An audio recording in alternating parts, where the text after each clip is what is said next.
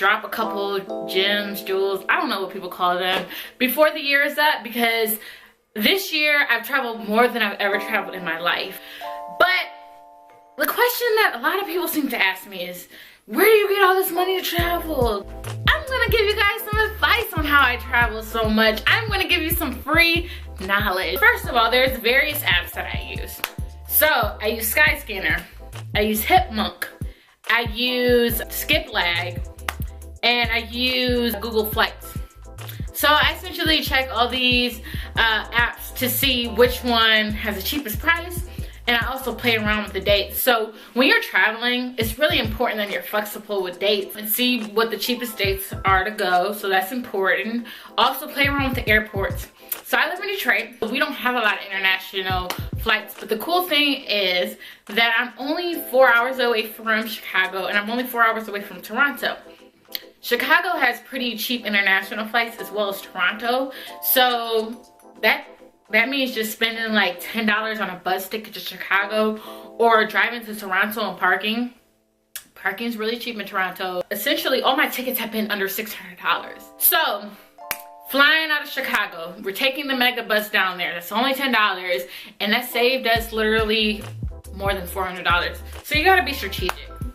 That's just something. So like if you are close to another international airport where it's cheaper to fly, take the bus to that international airport and fly out of there if you can save money. Those apps really help me. And then again, playing around with those dates, and again, playing around with those airports is really beneficial. So it's really important to be good with money. And that means not spending money on stupid stuff or things that won't give you any benefit in the future. Now, I think that you should pamper yourself. Yes, I do. But there's ways to go about it. Like, I don't get my hair done that much. I learned how to do my hair myself. I don't pay for me to get my nails done like that. I try to make sure that my rent's not expensive. When I was living in an apartment, my place was still nice, but I didn't need to pay for a luxurious place that I never was really at in the first place.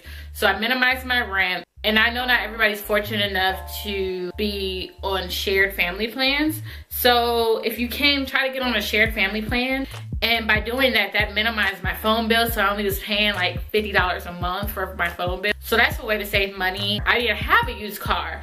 And a lot of people want newer cars, and that's cool. But my used car gets me from point A to point B. But there are ways that you can save money. So just try to think about ways you can minimize. Like if you go out a lot on the weekends, try to reduce that.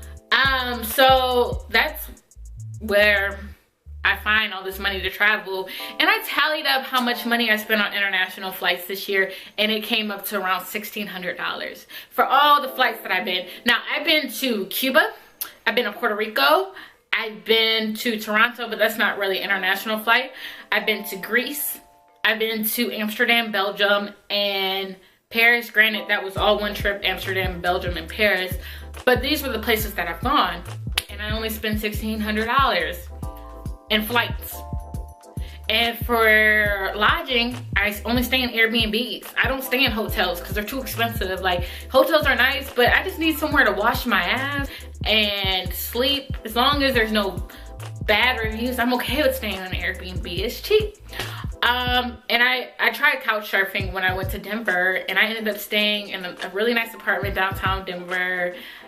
Couch surfing is similar to Airbnb, except for you sleep on somebody's couch and it's free, but it's monitored the same way that Airbnb is. So like if anything happens, it can be tracked back to that person. So just try to find ways to save money. Like if you have friends where you're traveling, try to stay with them, try to stay with family.